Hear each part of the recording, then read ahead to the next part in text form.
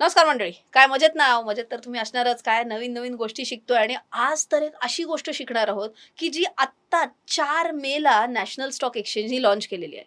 पण कॉन्सेप्ट काय आहे? कॉन्सेप्ट आहे EGR किंवा इलेक्ट्रॉनिक गोल्ड रिसीट. गोल्ड सोनं म्हणलं की मराठी माणसाच्या मनात एक असं वेगळंच काहीतरी ह्यांनी असं छान असं हृदय वगैरे असं हार्ट्स वगैरे इकडे टाकून दिलेले आहेत माझ्या ॲनिमेशन टीमनी. तर ते वालंच फिलिंग येतं पण गोल्ड म्हटल्यावर, बरोबर आहे की नाही? तर हे EGR म्हणजे नक्की काय आहे? इथपासून आज आपण सुरुवात करणार आहोत. अगदी सोप्या भाषेत जर सांगायचं झालं ना, तर आपल्याकडे जे फिजिकल गोल्ड असतं, ते जर आपण डीमॅट स्वरूपात जर आपण ठेवू शकलो, तर हे झालं तुमचं EGR. थोडक्यात काय? शेअर्स पूर्वी कसे कागदात म्हणजे असे फिजिकल फॉर्मॅटमध्ये यायचे. कागदाचे शेअर्स असायचे पूर्वी. ओके.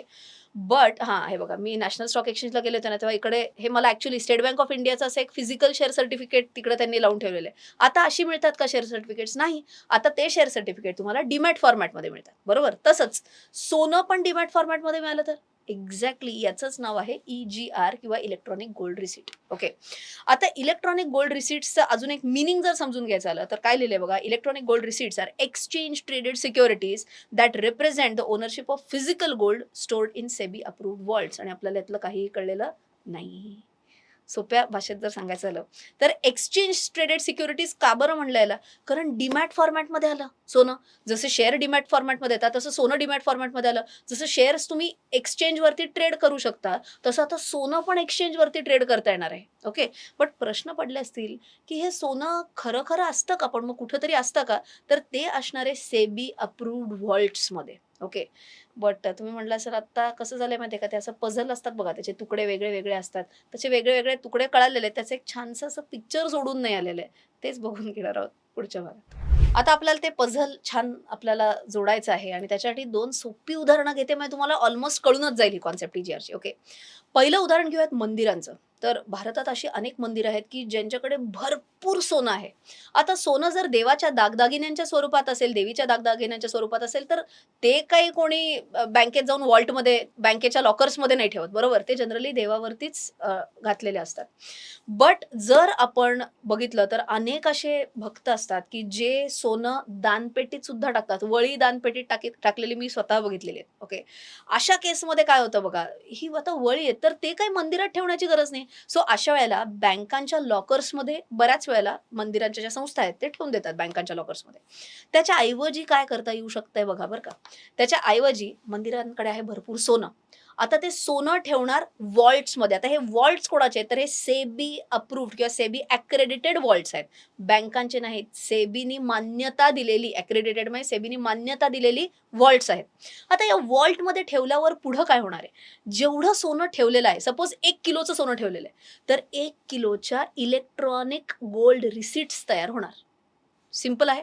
आता तुम्ही म्हणाल, "अरे बापरे! इलेक्ट्रॉनिक रिसीट्स तयार झाली." पण मग ही ठेवली कुठे जाणार? जसं सोनं तर त्या वॉल्टमध्ये गेलं. ही इलेक्ट्रॉनिक रिसीट कुठे ठेवली जाणार? डीमॅट अकाउंटमध्ये. कोणाच्या डीमॅट अकाउंटमध्ये? तर मंदिराच्या डीमॅट अकाउंटमध्ये. सो मंदिराचं डीमॅट अकाउंट असायला लागेल त्याच्यासाठी. ओके. आता तुम्ही म्हणाल, "अच्छा मंदिरं करू शकतात, तुम्हा-आम्हासारखी लोकं करू शकतात का?" अगदी करू शकतात. माझ्याकडे तर काही एवढं सोनं नाही. फार झालं तर काय 10 ग्रॅम, 20 ग्रॅमची वळी नक्की असतील.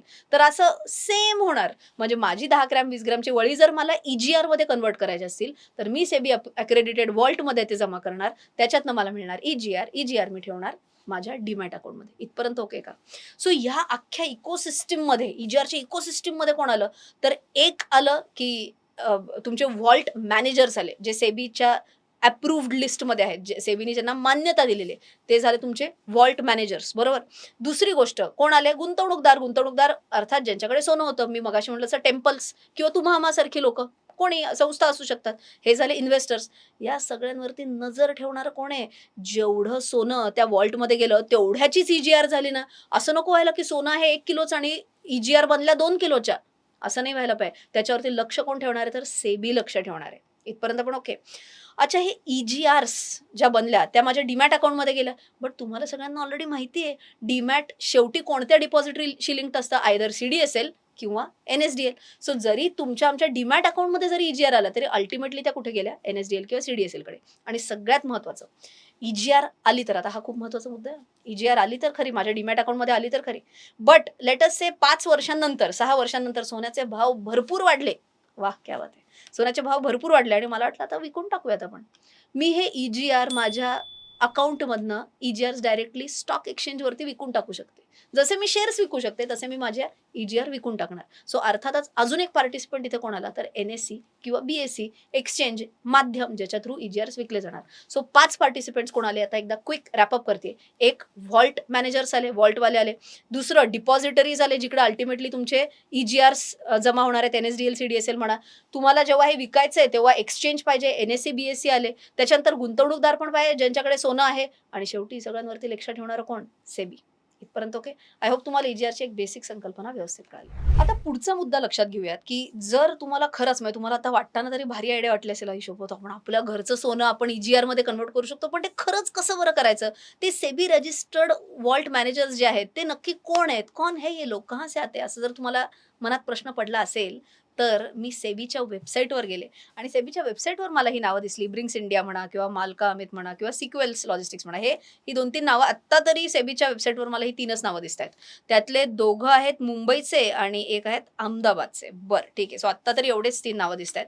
सो थोडक्यात तुम्हाला काय करायला लागेल माहिती आहे का? तुम्हाला डायरेक्टली या लोकांना कोणाला तरी कॉन्टॅक्ट करायला लागेल आणि मग जेव्हा तुम्ही त्यांना कॉन्टॅक्ट कराल, की असं-असं आम्हाला EGR बनवून हवेत, तर मग ते काय करणार, तुमचं सोन्याची एकतर क्वांटिटी किती आहे, म्हणजे वजन, थोडक्यात सोन्याचं वजन बघणार, सोन्याची प्युरिटी चेक करणार, 995 प्युरिटी आहे का, 999 प्युरिटी आहे का, हे सगळं ते बघणार आणि त्याच्या हिशोबाने तुमच्या डीमॅट अकाउंटमध्ये EGRs येणार. इथपर्यंत ओके. चलो, आता फिजिकल गोल्ड तर तुमचं EGR मध्ये कन्व्हर्ट झालं मान्य आहे, बट जर तुम्हाला वाटलं 1 वर्षाने, 2 वर्षांनी, 5 वर्षांनी तुम्हाला वाटलं आता मला ना ते EGR परत फिजिकल गोल्डमध्ये कन्व्हर्ट करायचे आहेत. ओके, असं तुम्ही करायचं असेल तर काय करायला लागतं? तर तुम्हाला डिपॉझिटरीकडे तुम्हाला रिक्वेस्ट प्लेस करायला लागते. म्हणजे NSDL, CDSLकडे तुम्हाला रिक्वेस्ट प्लेस करायला लागेल. ओके. ती रिक्वेस्ट ते फॉरवर्ड करतात त्या वॉल्ट मॅनेजरकडे. साधारण एक म्हणजे ही रिक्वेस्ट तुमची 3 दिवसांची व्हॅलिड असते. 3 दिवसांसाठी व्हॅलिड असते. ती तुमची रिक्वेस्ट फॉरवर्ड होते वॉल्ट मॅनेजरकडे. एकदा वॉल्ट मॅनेजरकडे ही रिक्वेस्ट आली, की ते पुढे ही डिलिव्हरी अरेंज करतात तुमच्या घरापर्यंत. ओके. बट जर अच्छा, व्हेरी इम्पॉर्टंट, तुम्हाला एकदा फिजिकल गोल्ड मिळालं, की तुमच्या ज्या EGR होत्या ना डीमॅट फॉर्मॅटमध्ये, त्या निघून जाणार. ऑब्व्हियसली त्या एक्स्टिंग्विश होणार. आता तुम्हाला जर वाटलं, की सोनं माझ्या घरी यायच्या आधी मला माहिती पाहिजे ना, की ते सोनं प्युअर आहे का नाहीये आणि किती वजनचं आहे काय हे. सो मी रिक्वेस्ट करू शकते वॉल्ट मॅनेजरला, की तुमच्या प्रिमाइसेसमधनं, तुमच्या ठिकाणून सोनं निघायच्या आधी, ट्रान्सपोर्टेशन सुरू व्हायच्या आधी त्याची प्युरिटी चेक करा. त्याचं वजन चेक करा. त्याचं काहीतरी मला सर्टिफिकेट द्या, की हो आम्ही तपासलेलं आहे, त्याची एवढी-एवढी प्युरिटी, एवढं-एवढं वजन आहे आणि मग तिकडनं तुम्ही आमच्या घरी ट्रान्सपोर्टेशन द्या. ते म्हणतील, "नक्की करणार ना, का नाही करणार?" फक्त त्याच्यामागे जे पैसे लागतील ते आपण पे करायला लागतात. सो त्याच्याशी प्युरिटी टेस्टिंगचे जे काही पैसे असतील, ट्रान्सपोर्टेशनचे जे काही पैसे असतील, इथं GST येणार कारण तुम्ही फिजिकल गोल्ड शेवटी बाय करताय. हे सगळे मात्र चार्जेस तुम्हाला बेअर करायला लागणार. आता जर तुम्हाला EGRs बाय किंवा सेल करायचे असतील, मगाशी एवढं तर कळालेलं आपल्याला BSE, NSE सारख्या एक्सचेंजेसच्या थ्रू होणार आहे, तुमच्या डीमॅट अकाउंट आणि ट्रेडिंग अकाउंटच्या थ्रू होणार आहे. बट मी तुम्हाला आत्ता म्हटलं असं झिरोदा म्हणा, अपस्टॉक्स म्हणा, बाकी कुठलेही ब्रोकर्स म्हणा, या सगळ्या ब्रोकर्सकडे आत्तापर्यंत तरी ही EGRची फॅसिलिटी अवेलेबल झालेली नाहीये. आत्तापर्यंत मी म्हटलं असं मागच्या आठवड्यातच मी NSE मध्ये जाऊन आले. तेव्हा पण मला हे कळालं, की अजूनपर्यंत तरी कोणत्याही ब्रोकर्सबरोबर त्यांचं फायनलायझेशन नाही झालेलं आहे. बट प्रोसेसमध्ये आहे. आयडियली लवकरात लवकर हे व्हायला हरकत नाही. ओके. बट जसं तुम्ही स्टॉक्स सकाळी 9:15 ते 3:30 मध्ये विकत घेऊ शकता किंवा विकू शकता, तसं EGRसाठी टायमिंग वेगळं आहे. सोमवार ते शुक्रवारच आहे, बट सकाळी 9 ते रात्री 11:30 किंवा 11:55 पर्यंत तुम्ही EGRs मध्ये बाईंग सेलिंग करू शकता, कारण हे कमॉडिटी टाइप झालं. ओके. दुसरी गोष्ट, याचं सेटलमेंट कसं होणार, तर T+1 बेसिसवरती याचं सेटलमेंट होणार आहे. सो तुम्ही आज जर घेतला तर तुमच्या डीमॅट अकाउंटमध्ये उद्या ती EGR येणार. That is T+1. ओके. किती डिनॉमिनेशन्समध्ये तुम्ही घेऊ शकता. जसं तुम्ही एक शेअर घेता, 2 शेअर घेता, 3 शेअर घेता, तसं EGR किती घेणार? 1 EGR, 2 EGR मान्य आहे, बट किती डिनॉमिनेशनची? तर 5 डिनॉमिनेशन्स आता अवेलेबल आहेत. 100 मिलीग्रॅम, 1 ग्रॅम, 10 ग्रॅम, 100 ग्रॅम आणि 1 किलोग्रॅम. ओके. एवढे तुमच्याकडे डिनॉमिनेशन्स त्याचे अवेलेबल आहेत. आता मागणी कशाची आहे? 1 मिलीग्रॅम आणि 10 मिलीग्रॅम एवढ्याची पण मागणी आहे, कारण लोकं म्हणतात आम्हाला ट्राय तर करून बघायचं आहे. अजून अवेलेबल नाही, बघू येऊ घातलेलं आहे. ओके. याच्यासाठी काही चार्जेस असतात का? जसं मगाशी आपण बघितलं प्युरिटी चेकिंगचे चार्जेस आहेत, ट्रान्सपोर्टेशनचे चार्जेस आहेत. तसं इथं काय चार्जेस पडू शकतात? तर 3 मेन चार्जेस आहेत. एक म्हणजे ब्रोकरेज तर तुम्हाला भरायला लागणार. कारण जसं शेअर विकत घेताना तुम्हाला ब्रोकरेज द्यायला लागतं, तसंच EGR सुद्धा विकत घेताना, विकताना वाटेवर तुम्हाला ब्रोकरेज द्यायला लागतं. दुसरं, जसं शेअर्स जेव्हा तुम्ही शेअरसाठी डीमॅट अकाउंट काढता, तेव्हा तुम्हाला डीमॅटचे काढतानाचे डिपॉझिटरी चार्जेस तुम्हाला द्यायला लागतात. तसेच तुम्हाला इथे सुद्धा डिपॉझिटरी चार्जेस तुम्हाला भरायला लागतात. आणि तिसरं स्टोरेज चार्जेस. जसं तुम्ही बँकांच्या लॉकरला दरवर्षी भाडं देता ना, तसं स्टोरेज चार्जेस सुद्धा तुम्हाला वॉल्ट मॅनेजर्सला द्यायला लागतात. आय होप ही सुद्धा तुम्हाला पॉइंट कळालेला आहे. बट शेवटचा मुद्दा, की आता हे ई-जी-आर तर कळालं, बट ई-जी-आर बेटर का गोल्ड ई-टी-एफ बेटर का एस-जी-बी बेटर का डिजिटल गोल्ड बेटर, हे बघून घेणार आहोत शेवटच्या भागात. आता आपण जरा चेक करूयात, ई-जी-आर का गोल्ड ई-टी-एफ का एस-जी-बी का डिजिटल गोल्ड जास्ती काय बेटर आहे. आता आपण ह्याला प्रोसेस ऑफ एलिमिनेशननी जाणार आहे. म्हणजे ज्यांना कोणाला कमी मार्क पडतील ते त्या राउंडमधनं बाहेर जातील. ओके. सो सगळ्यात पहिल्यांदा आपण बघूयात कोण रेग्युलेटेड आहे. खूप महत्त्वाचा मुद्दा आहे. रेग्युलेटेड असायलाच पाहिजे माझ्या मते. त्यांनी आपल्याला एक मेंटल पीस मिळतो. बरोबर. ई-जी-आर म्हणा, गोल्ड ई-टी-एफ म्हणा, दोन्ही रेग्युलेटेड आहेत सेबी तर्फे. एस-जी-बीजला कोण रेग्युलेट करतं तर आर-बी-आय. चांगली गोष्ट आहे. बट डिजिटल गोल्ड हे रेग्युलेटेड नाही. ओके. तुम्ही काय कोलॅटरल म्हणून वापरू शकता, काय गहाण ठेवू शकता, ज्याच्यावरती तुम्हाला पैसे मिळतील. तुम्हाला ई-जी-आर्स, गोल्ड ई-टी-एफ्स, एस-जी-बी तिन्हीही कोलॅटरल म्हणून ठेवता येतात. बट तुम्हाला डिजिटल गोल्ड तुम्हाला कोलॅटरल म्हणून ठेवता येत नाही. त्याच्यामुळे आत्ताच्या 2 राउंड्सप्रमाणे डिजिटल गोल्डला आपण बाजूला काढतोय. ओके. आता उरले 3 ई-जी-आर, गोल्ड ई-टी-एफ आणि एस-जी-बी. आता थोडंसं बोलूयात की चार्जेस कुठे जास्त लागतात, कमी लागतात. तर तुम्ही जर ई-जी-आर म्हणला किंवा एस-जी-बीज म्हणला, दोन्हीकडे तुलनेने कमी चार्जेस लागतात. पण जर तुम्ही गोल्ड ई-टी-एफ म्हटला तर तुम्हाला एक्सपेन्स रेशो लागतो इथे, आणि एक्सपेन्स रेशो तुलनेने जास्ती असतो. सो तुलनेने हा एक्सपेन्स रेशो आहे. आणि जर तुम्ही टॅक्सेशन बद्दल म्हणला तर एल-टी-सी-जी जेव्हा असतो, म्हणजे लॉंग टर्म जेव्हा तुम्हाला एखादे ॲसेट क्लासिफाय होतं तेव्हा तुमचं आपोआप टॅक्सेशनचा रेट कमी होतो. पण लॉंग टर्म म्हणणार कधी, एखादा ॲसेट लॉंग टर्म आहे हे तुम्ही कधी म्हणता, तर ई-जी-आरच्या बाबतीत आणि एस-जी-बीच्या बाबतीत तुम्ही बाय केल्यापासून जर तुम्ही 12 महिने म्हणजेच 1 वर्ष जर तुम्ही होल्ड केलं असेल आणि त्याच्यानंतर विकलं आणि जर काही गेन झाला तर त्याच्यावर तुम्हाला LTCG, long term capital gain tax भरायला लागतो. बट हेच गोल्ड ई-टी-एफसाठी 12 महिने नसून, अर्थात 1 वर्ष नसून 3 वर्ष आहेत. 36 महिने तुम्हाला थांबायला लागेल जर त्याला लॉंग टर्म कॅपिटल ॲसेट म्हणून क्लासिफाय व्हायचं असेल तर. सो जास्ती तुम्हाला होल्ड ऑन करायला लागेल. सो इन दॅट केस या चार्जेसच्या पॅरामीटरवरती आणि टॅक्सेशनच्या पॅरामीटरवरती सुद्धा गोल्ड ई-टी-एफला आपण एलिमिनेट करूयात. आता राहिले 2 ई-जी-आर्स का एस-जी-बीज. फिक्स्ड मॅच्युरिटी कोणाला आहे? एस-जी-बीजला फिक्स्ड मॅच्युरिटी 8 वर्षानंतर ते मॅच्युअरच होणार. तुम्हाला जर असं हवं असेल, मला 10 वर्ष सोनं ठेवायचं आहे, 15 वर्ष, आपण पिढ्यानपिढ्या सोनं ठेवतो. मग एस-जी-बीज तुम्ही पिढ्यानपिढ्या नाही ठेवू शकत, कारण 8 वर्षानंतर संपणार, त्याची व्हॅलिडिटीच संपणार. ई-जी-आर मात्र तुम्ही लॉंग टर्मसाठी ठेवू शकता. सो या बाबतीत ई-जी-आर जास्ती बेटर आहे. बट जर तुम्हाला असं हवं असेल की नाही बाबा, मला दर वर्षाला 2.5% व्याज पाहिजेच पाहिजे, ते तुम्हाला एस-जी-बीजमध्ये मिळणार आहे, ते तुम्हाला ई-जी-आरमध्ये मिळणार नाही.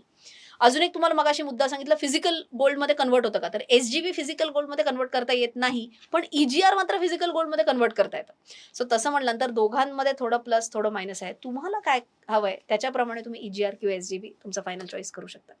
आय होप आजचा व्हिडिओ तुम्हाला नेहमीप्रमाणेच खूप माहितीने खूप पॅक्ड वाटला असेल, आणि असं झालं असेल तर काय करायचंय, ते लाईक बटन हाणायचंय, जास्तीत जास्त लोकांपर्यंत हा व्हिडिओ शेअर करायचा आहे, आणि हे करायला लाजायचं नाहीच आहे. का? कारण चॅनल माझा नाही, आपला आहे.